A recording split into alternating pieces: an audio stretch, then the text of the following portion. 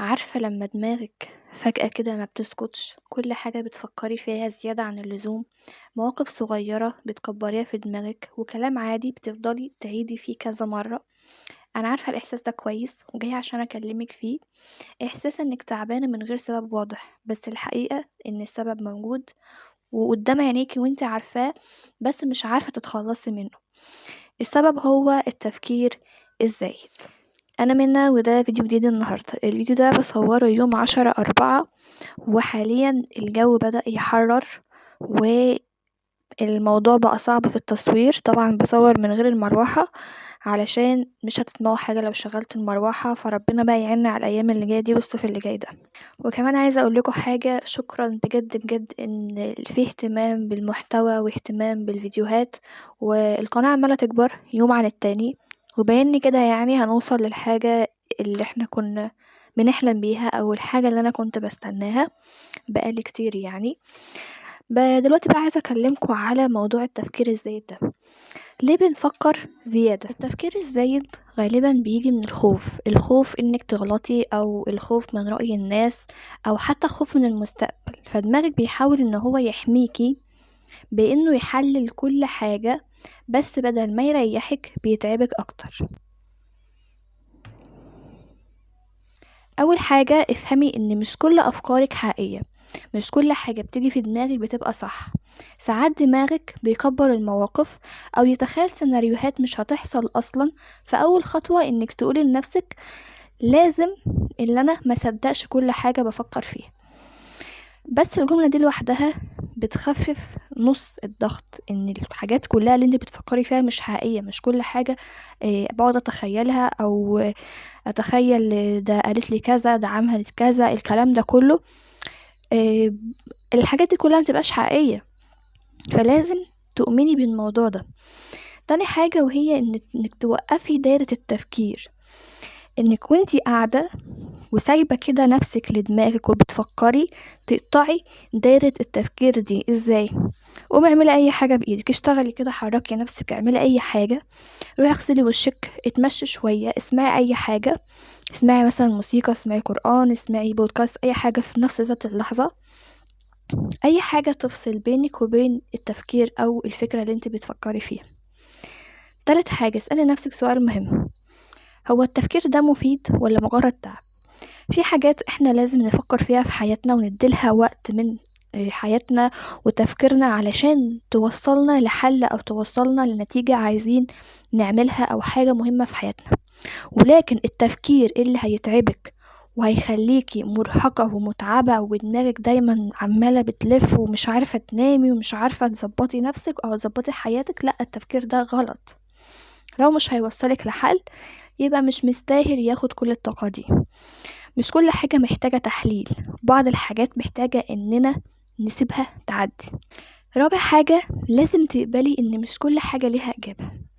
مش عشان موقف حصل وانتي اتضايقتي منه وبعدين قعدت تفكري هي ليه عملت كده، هي ليه قالت لي كده، هو انا كان لازم اقول كده، هو انا كان لازم ارد عليها اعمل كده. لا، في حاجات ممكن تنسيها وتعديها وما ينفعش انك تقعدي تشغلي نفسك بيها. هو الموقف عدى خلاص، اللي انت ما قلتهوش في الموقف مش هتعرفي تعيديه تاني، هو خلاص عدى وانتهى باللي اتقال فيه. انما تقعدي تستنزفي في طاقتك وتستنزفي في عقلك وتفكري وتقولي ده انا كان لازم اقول كذا، ده انا كان لازم اعمل كذا، انت بتضيعي وقتك وبتضيعي طاقتك. احنا بنفكر زيادة علشان عايزين نتحكم في كل حاجة، بس الحقيقة في حاجات كتيرة في الحياة مش بإيدينا، ولما تقبلي كده هتحسي براحة كبيرة. خامس حاجة، اكتبي اللي في دماغك. احلى حاجة بجد ممكن تعمليها وهي انك تكتبي، تجيبي ورقة وقلم وتكتبي انتي ايه اللي في دماغك، ايه اللي انت بتفكري فيه، ايه الحاجات اللي بتبسطك وايه الحاجات اللي بتضايقك، ايه المواقف اللي حصلت اللي مضايقاكي وعايزة تتخطيها. اكتبي افكارك، اكتبي اي حاجة تيجي في دماغك، اكتبي مشاعرك، عبري عن اللي جواك سواء حلو او وحش. كده كده محدش هيشوف الكلام ده غيرك انتي. طلعي كل اللي جواكي على الورق، هتحسي ان دماغك بقت اخف بجد. طول ما انت سايبه الافكار جوه دماغك مش هتبطل، مش هتسكت ومش هتوقف. لكن لو طلعتيها على ورقة وعبرتي عن اللي جواكي سواء حلو او وحش، هتحسي ساعتها ان خلاص الحمل قل من دماغك وكل حاجة طلعت لبره. سادس حاجة، خليكي في اللحظة اللي انتي عايشاها. التفكير الزايد دايما بيكون على الماضي، مواقف حصلت قبل كده او حاجات مثلا اتعرضت لها من فترة فبتبدأي انك تفكري فيها، او حتى حاجات انت خايفة منها في المستقبل فبتقعدي تفكري فيها برضو كتير. خليكي في اللحظة اللي انت عايشاها في الحاضر بتاعك. طول ما انت شايلة هم المستقبل وعمالة تندمي على الماضي، عمرك ما ترتاحي وعمرك ما تتقدمي وعمرك ما هتشوفي راحة في حياتك ولا في دماغك. جربي تركزي في حاجة بسيطة، صوت حواليكي، او ركزي مع نفسك، او حتى يعني امسكي كوبايه الشاي كده وقعدي تاملي فيها. الحاجات البسيطه دي هتخلي دماغك توقف تفكير، هتحسي انك رجعتي لنفسك شويه. اهم حاجه بقى عايزه اقولها لك انك انت مش محتاجه تبقي مسيطره على كل حاجه عشان تبقي مرتاحه. احيانا الراحه بتيجي من انك تسيبي الامور تمشي. مش لازم تبقي مسيطرة على كل كلمة اتقالت حواليك، ولا كل موقف حصل حواليك، ولا تكوني مسيطرة على المستقبل بتاعك، ولا هتعرفي تغيري الماضي. عيشي اللحظة اللي انت فيها علشان مستقبلك ما ترجعيش تندمي عليه مرة تانية زي ما انت بتندمي على الماضي اللي كان قبل كده. وعايزة اقولك ان لو دماغك مش بتسكت، ده مش معناه ان في حاجة غلط فيك، لا، ده معناه انك انسانة بتفكر وبتحس.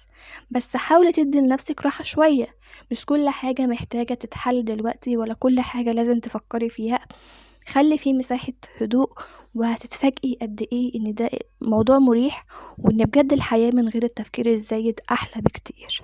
بجد التفكير بيضيع علينا حاجات احنا مش واخدين بالنا منها، وبيخلي المواضيع تكبر، وبيخلي الحاجات اللي حوالينا ما نحسش بيها، وكمان بيخلينا ما نعرفش نتعامل مع الناس اللي حوالينا، لاننا حاسين بضغط، حاسين احنا خايفين نقول الكلام، خايفين نعبر عن اللي جوانا. فالموضوع ابسط من كده بكتير. بس كده، هو ده فيديو النهارده، بتمنى يكون عجبكم. ما تنسوش تعملوا لايك للفيديو وتشتركوا في القناه. باي باي.